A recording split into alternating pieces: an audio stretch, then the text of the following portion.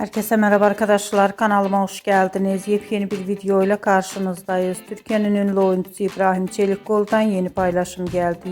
İbrahim Çelikkol'un çekildiği dizinin kamera arkası ilk görüntülerini sizler için YouTube kanalımda video halinde sunuyorum.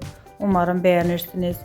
Arkadaşlar, videomu beğendiyseniz kanalımı izlemeyi ve bildirim butonuna basmayı unutmayın. Şimdilik benden bu kadar olsun. Yeni videomuzda görüşmek üzere. Hoşça kalın.